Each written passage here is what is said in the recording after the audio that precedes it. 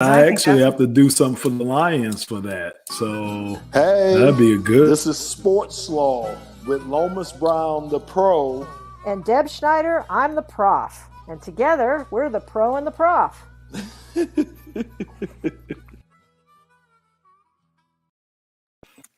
And here we are. Yes. Right before a holiday weekend. I know. We're back, Deb. I know I missed the episode or two. The Lions have had me very busy, but I'm glad to be back.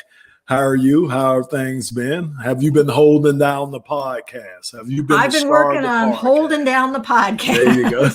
I wouldn't call myself the star, but definitely, we have some great guests. We had a really fun one on the Olympics, and that was good and broadcast.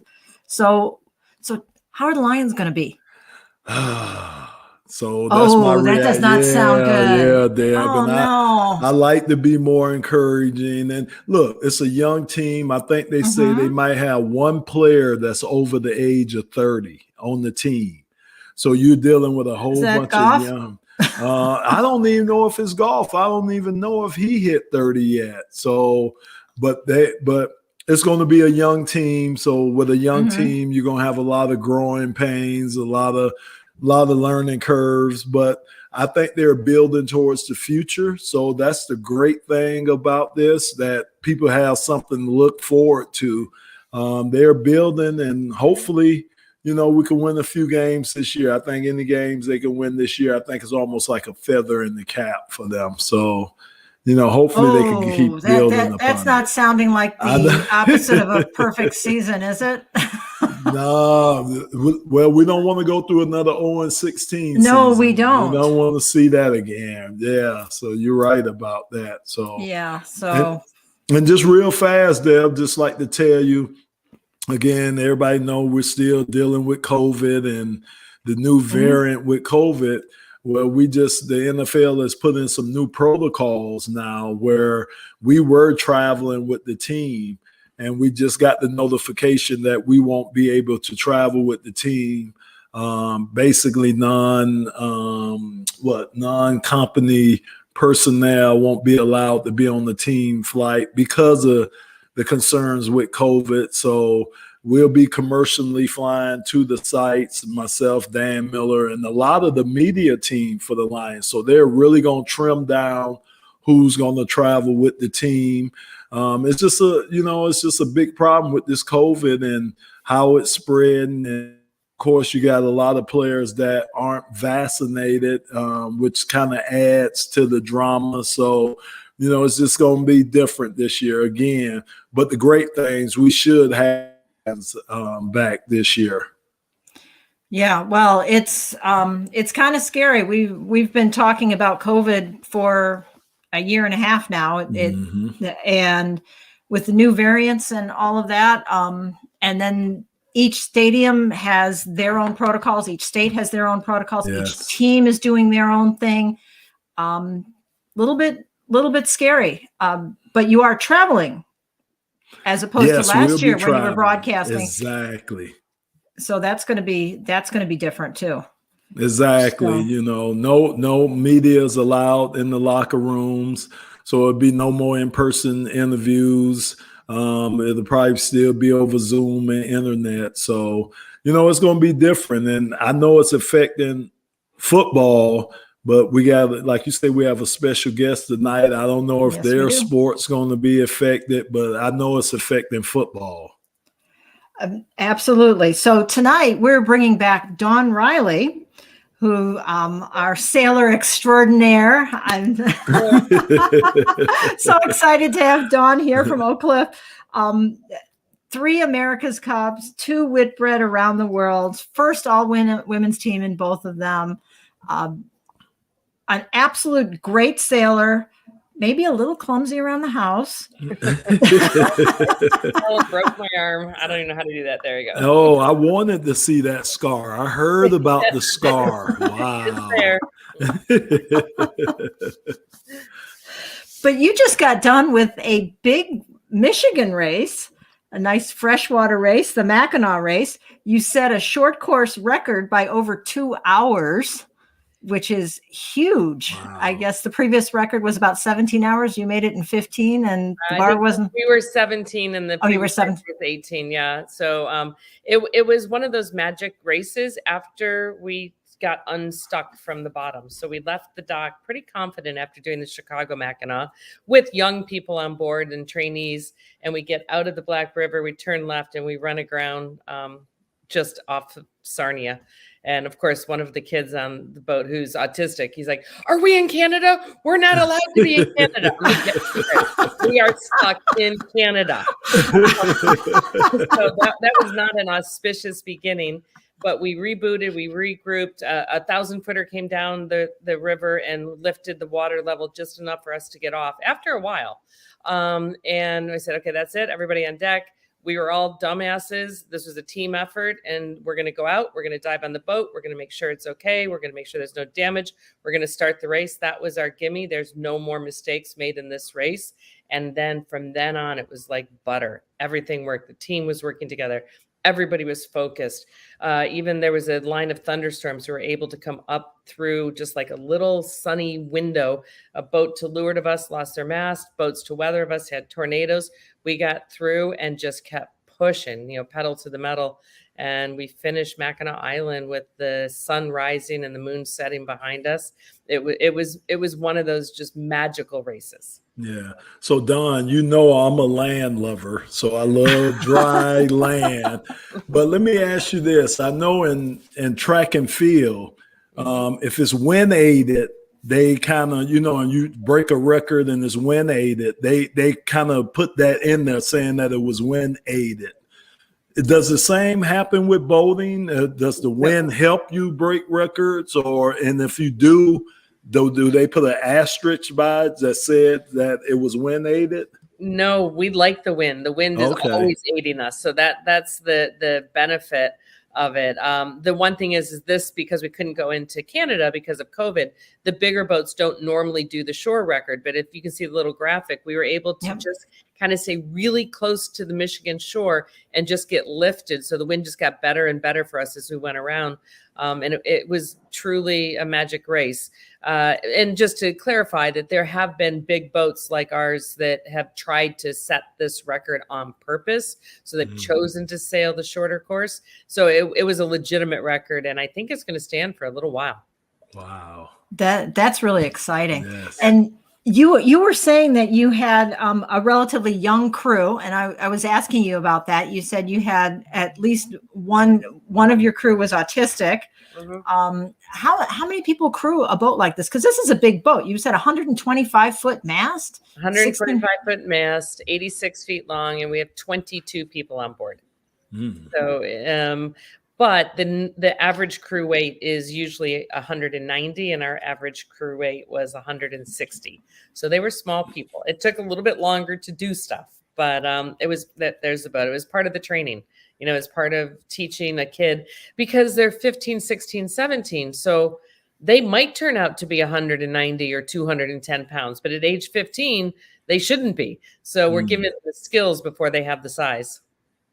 So see, Deb, I'm 245 pounds. So Dawn doesn't want me on her boat. So yeah, she don't want the big fella on the boat right now. That's the nice thing about this sport. You can have a lot of little and a lot of big as long as you average out. Well, I'd average out with you. There you go. Yes, yeah. So Dawn, I was going to ask you again. You heard me and Deb talking about COVID in the lead of the show. How has that affected you, your crew? How has that affected sailing, period? Well, because at Oakcliff, we were very ahead of the game and we locked in March 5th, 2020. We have not had any even scares of COVID. So we had everybody, and we don't allow we're a public nonprofit, but we're in control, and we don't allow anybody on site who has not been fully vaccinated. It boggles my mind that there's people that don't want to be vaccinated. It makes absolutely no sense. And for somebody who got February 13th of last year, or of this year is when I got my second shot. It's such an incredible freedom. And even with the Delta variant, we know that you have to be careful. But it's Oh my God, it's just so silly. I feel so sorry for the people that are being duped and tricked into not getting the vaccine, because nobody's being tricked into getting it. They're only being tricked into not getting it. Great Yeah, point. that's it's become so politicized. It's ridiculous. This is a public health issue. Yes. I want to get out there. This is a public health issue. This Okay, is since we're not on a Republican Democrat. Since we're on this, what universe does it make sense from a strategic point of view for the Republicans to kill off all of their constituents? I don't get it. Don't get it. That's a great point. Yeah, I don't know. So, do you require everybody who's on the boat to be vaccinated? And at Oakcliff, is everybody vaccinated? Everybody is vaccinated. Everybody's required to be vaccinated. We have their proof of their card on a file in our team drive, last name, first name, and as much as just making sure it's done, it also just gives everybody the confidence. So we walk around without masks all the time. You go out in public, and in New York in particular, I think because we got hit so hard, nobody's really requiring masks, or not very many places are requiring masks, but everybody's wearing them. It's just it's seen as the polite thing to do, and it's your public duty and your personal duty to do that. But yeah, it at Oakcliff, it just allows us for have no questions. So there's nobody that goes, oh well, so and so wasn't vaccinated. I'm like, oh no, come, I'll show you the card on the team drive. I've got it here. Yeah. So Don, do you guys classify things? Is there a season? Is there so many races? Do you guys have a season? Do you have playoffs? Do you have a championship? How does that work? Like I say, I'm a land lover, so I'm learning. You're teaching me. Well, we keep trying to copy every other sport, but sailing's so unique, it doesn't really work that way. So in the America's Cup, we used to have the Challenger Series, where all the teams except for the one that owned the cup would race against each other. Then they said, let's call it the World Series.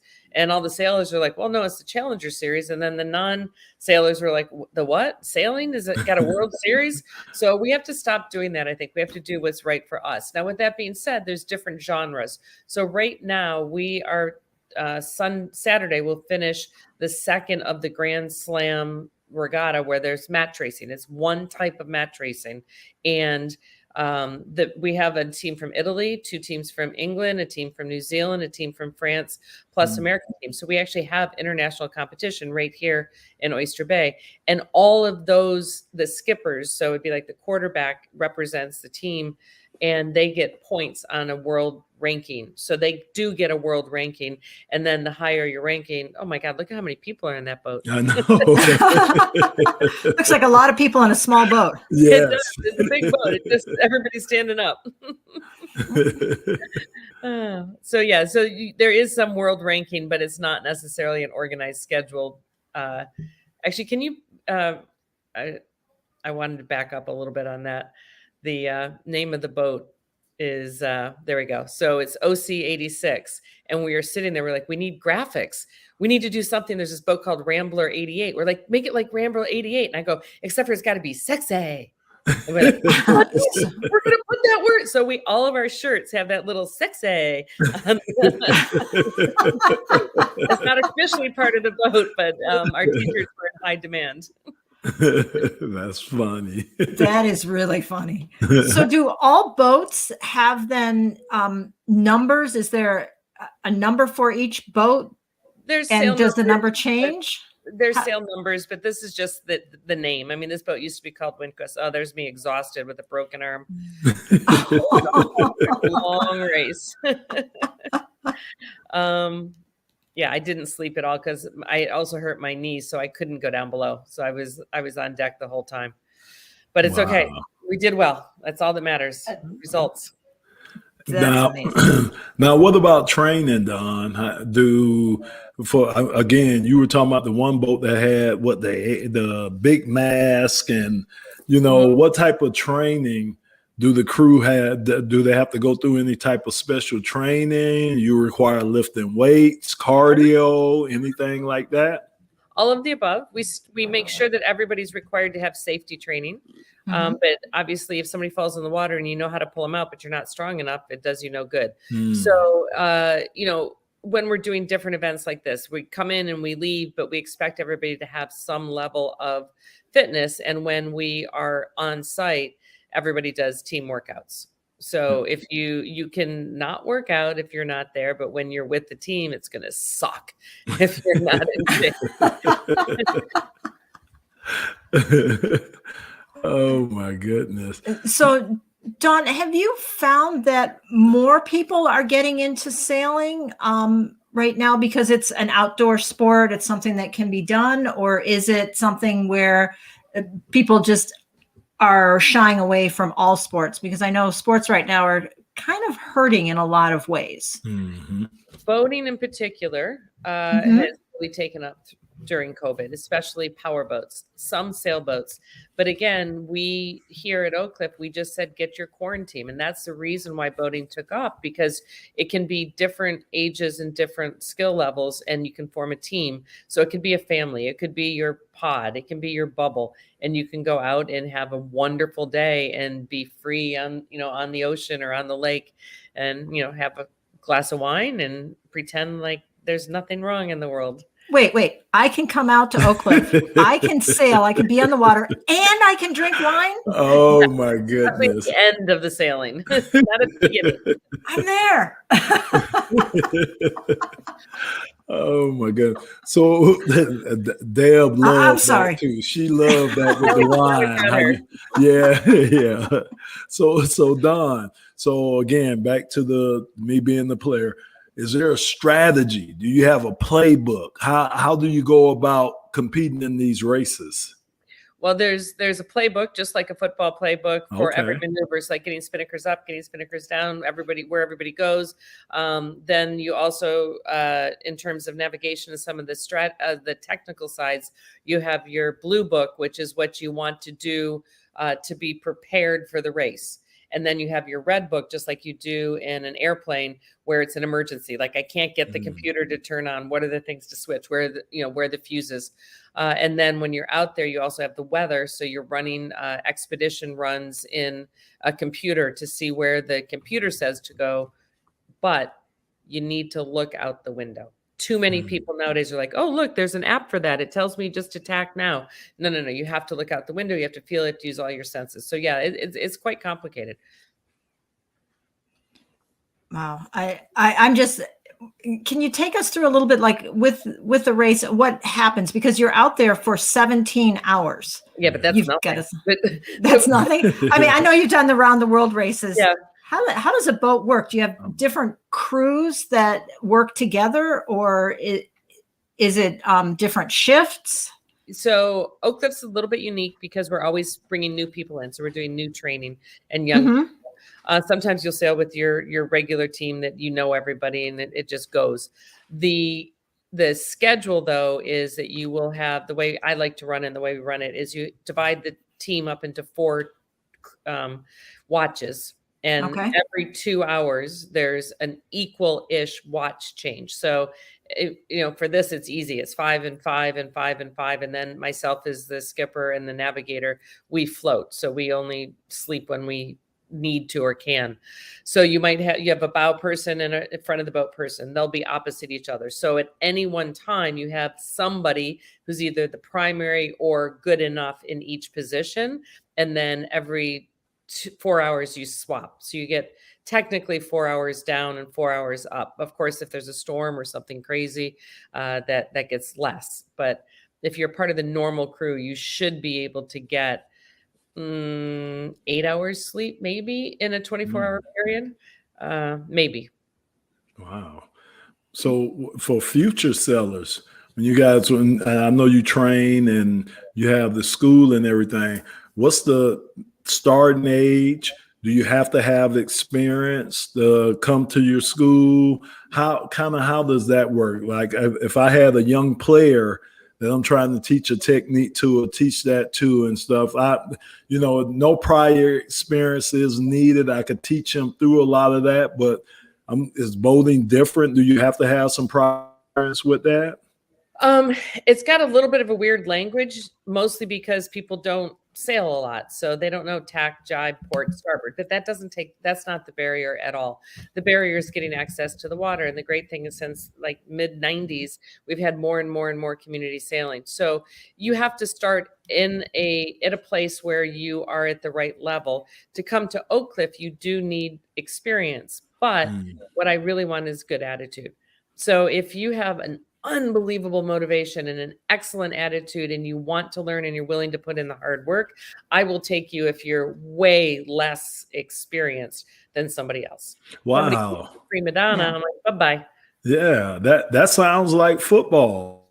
I'm with you, Don. I would take a guy that has a great attitude. He may not have any experience or may not be a great athlete, but if he has a great attitude, he's willing to learn, he's teachable like that. I would take him over a guy that, like you say, that has great athletic ability and just thinks he knows it all. That's funny.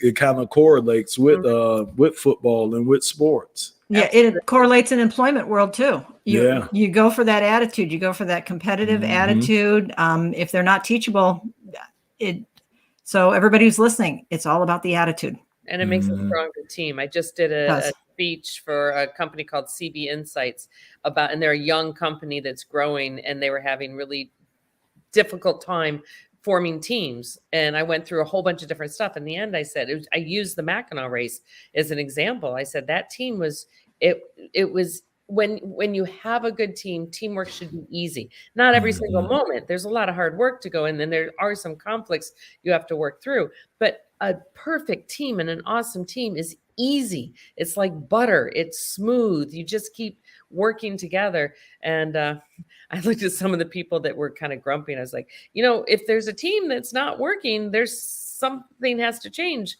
and it might be you.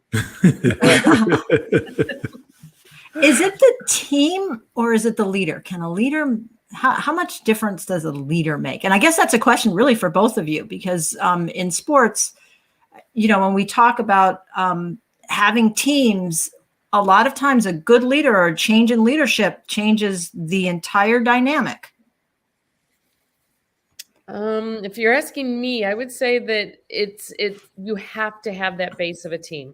Having a good team makes leadership easy. When it just becomes too hard, it could be the leader or it could be, different people on the team. And sometimes it's good just to reboot. And you have to, in sports, unlike business, we have a pretty clear goal. We have to win the game. We have to get to the finish line. Business is complicated. Yeah, I agree with you there. You could have a great leader, but if you don't have cooperative, or if you don't have good enough team or team members, it's going to make his job harder. It really is. I think you have to have the team, and they have to have the right attitude, like Don is saying, and be willing to sacrifice. I think that's the biggest thing. I would take a guy that's willing to sacrifice, not want to be number one, but a guy that's willing to sacrifice for the betterment of our team. And I just think that makes everything run smoothly. I agree. Yep, absolutely. And do you have at Oakcliff, just turning to Oakcliff for a second, you've got kids, you said 15, 16. How old are the kids? Girls, boys, and where do they come from?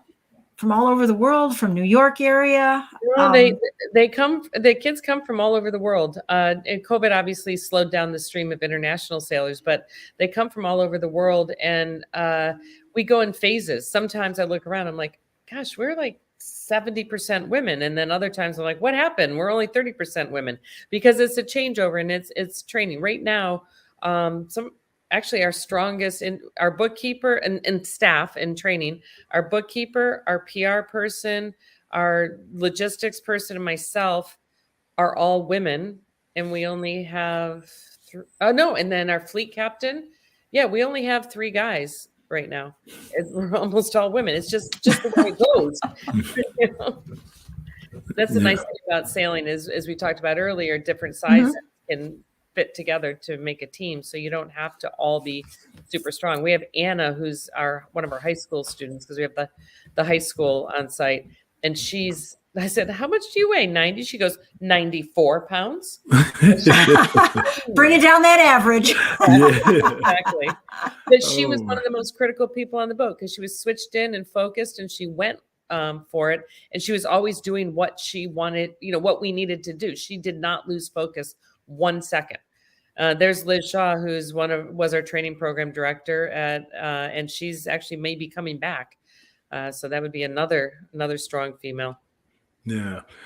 So my question, Don, is, for minorities, Yep. is exposure the biggest thing for sailing to become more diverse? Is it exposure? And when I say exposure, I know exposure to the sport, but what about exposure as far as being out there, being broadcasted for people to see it?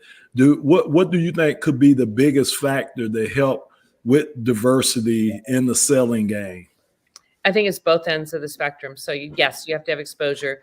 We have so many great community sailing programs like the one at the Detroit Boat Club and many that my organization starting in 1995. The America True Foundation is now being rolled into Oakcliff because we've finally gotten to the place, 20 years later, where we have kids that were exposed to it in the 90s who are now becoming professionals. And so we're the place for them to get their graduate degree.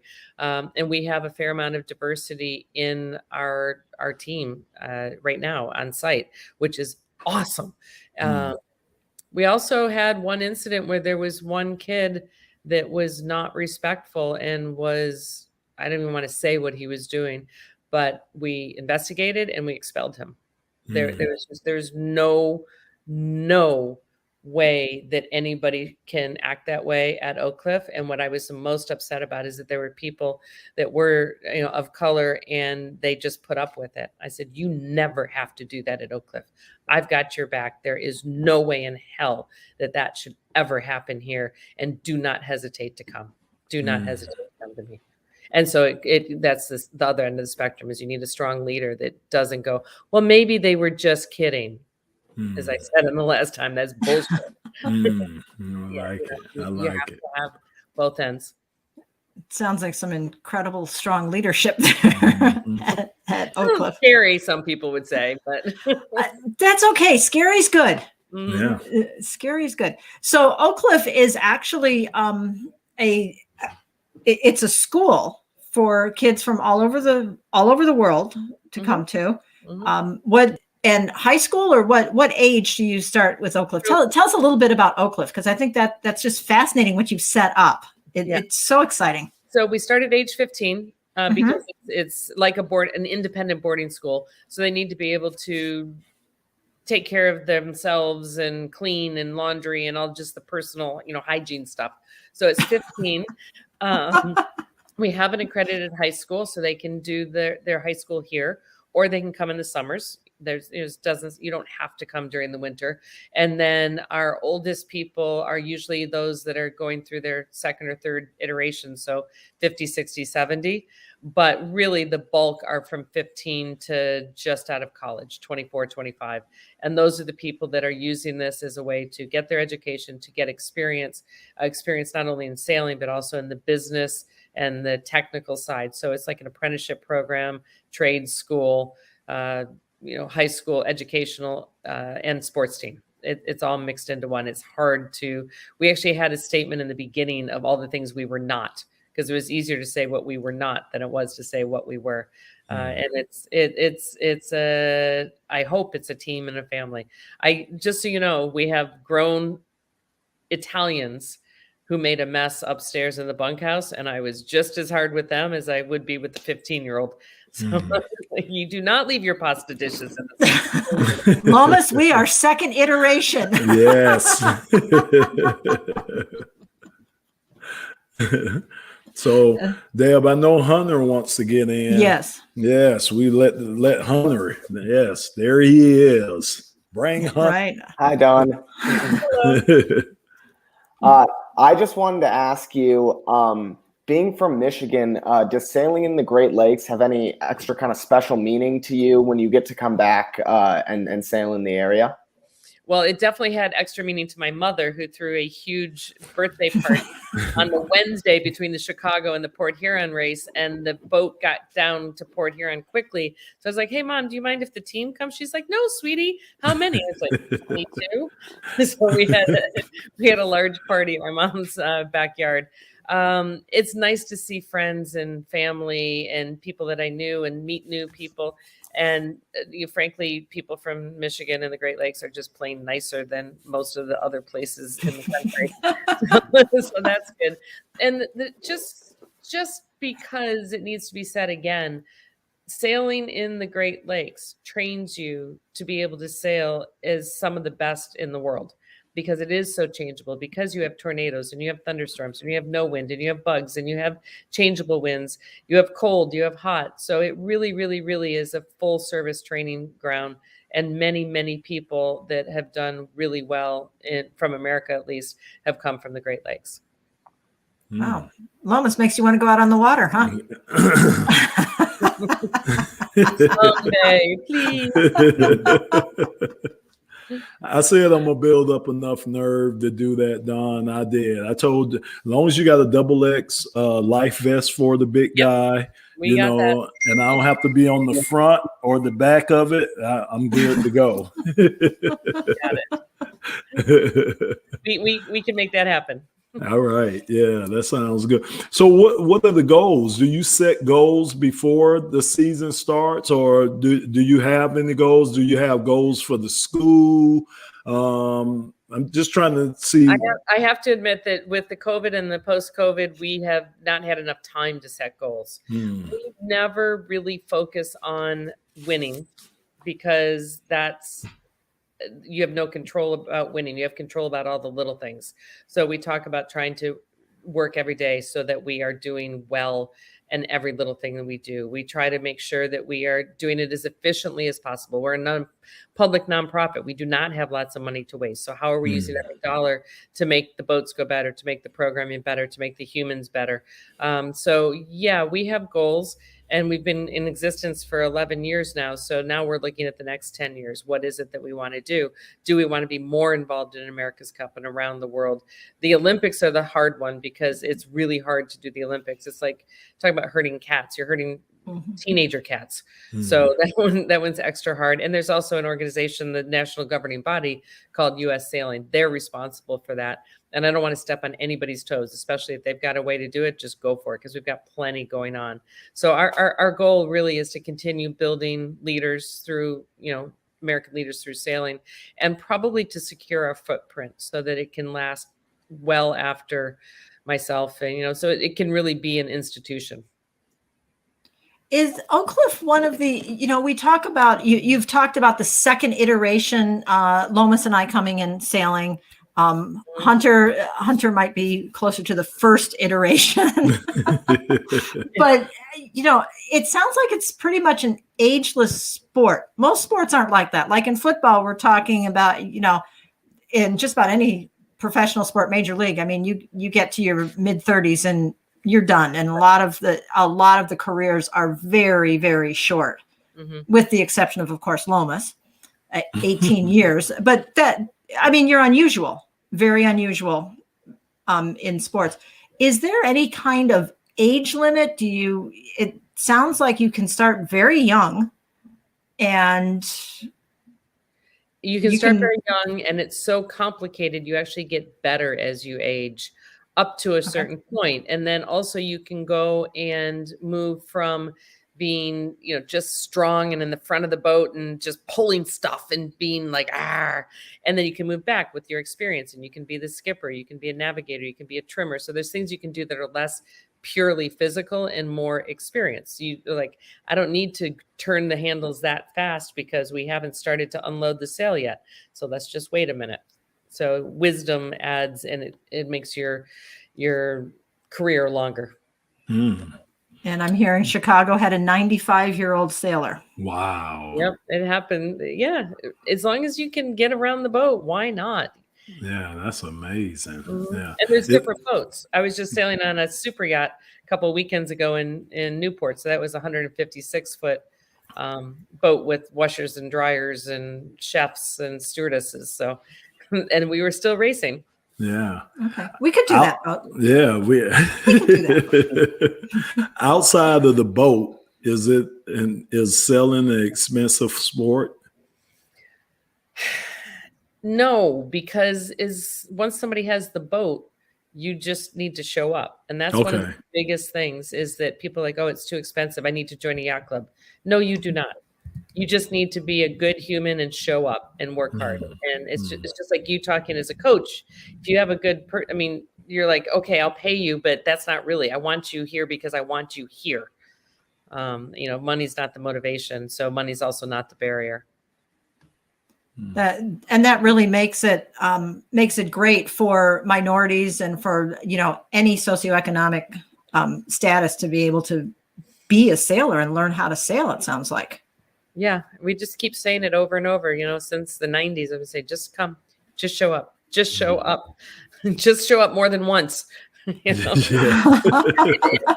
working. And like I said, the Community Sailing Network in the United States is doing a really good job of exposing people to the opportunities and giving them the idea, whether they go professional or they come back to it once they're 40 and have established a career and buy a boat.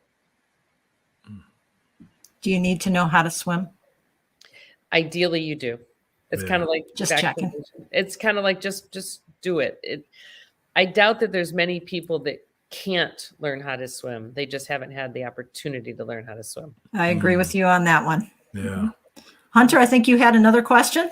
Yeah, I had one final one for you, Dawn. It's pretty basic, but what is one of your favorite memories from your sailing career? I've said this before, and I think I have moments all the time, all over the place, like sailing in New Zealand and places called Whakapapa, with women that I was teaching how to sail and navigate, and seeing the phosphorescence. But there was one time in the Southern Ocean, I'll make it quick, but basically we put up some sails. It was super, super cold, snowing cold. And we put up some sails, but the physical activity made us warm. And we just lay there on the foredeck on the front of the boat, looking up at the stars, and there was no moon, and the horizon, the stars in the sky, and the phosphorescence and the reflection in the ocean. It was like being inside of a globe. You couldn't see the horizon. It was amazing. That's awesome. Wow. That is awesome. Okay, I'm about to hit you with a big fella question now. You ready, Dawn? Yeah. Okay. Any food restrictions? Can the big fella come on and eat what he wants to? I know I got to be in physical shape. I know I got to lift weights and do my sprints and everything. But when I get on that boat, can the big fella eat what he wants to? Do I have to diet? Special No, food? you don't have to diet, but we often have freeze-dried food, which I wouldn't recommend is a gourmet option. That was kind of a bummer there. Okay. Yeah. I'm thinking I like that really big super yacht that has lots of food options. Yeah, Okay. washer dryer super yacht, chefs. That's my boat. There you go. So I think we're running out of time here a bit. I know it's been a long week, right before a holiday week. Any final thoughts? How sailing's going, moving into the future? Anything? Yeah, it's hard. It's so complicated and it's so weird. Like we're like, yay, we're out of COVID. We're doing this, and then Italy goes back in, or Greece, and then let's not even talk about climate change. So I think it's amazing. And it was funny. I was on the super yacht and they were talking about the housing market and in the America's Cup. And I was sitting over there, and in all sincerity, I said out loud, I'm just trying to see the future. And they all, they're investors and people, they all looked at me and they're like, we all are. I'm like, yes. But I literally am at that point where if I have enough quiet time and not, there's not so much chaos, I'm trying to see what the future will look like, and I will figure it out. It's not going to be hugely different, but I would love to see a future where there was more accessibility, there was more just plain enjoyment, respect for the environment, respect for each other, obviously more diversity and more equality. And why not do it in a sport that's surrounded by nature and beauty? You know, why not do it in a sport that isn't completely dominated by media and betting and pressure? It's a pretty, it could be a pretty ideal platform to move that forward. Absolutely. Yes. Yeah, I think that's a great way to end the podcast. I'm hoping that everybody will listen and get out there and start sailing. I know I'm really excited about getting on the boat. Very, very excited. Please come say hi to us in Oakcliff in Oyster Bay, New York. I'm going for second iteration. I like that. Okay, well, thank you everybody for listening. And next week we're going to be doing a podcast about 9/11 20th anniversary and where we all were, which should be very, very interesting. Yes. So check us out on SportsSlaw.com. Check us out on SoundCloud, on Spotify, and we look forward to answering all your questions and our great guests. Thank you so much, Don. Thanks, Don.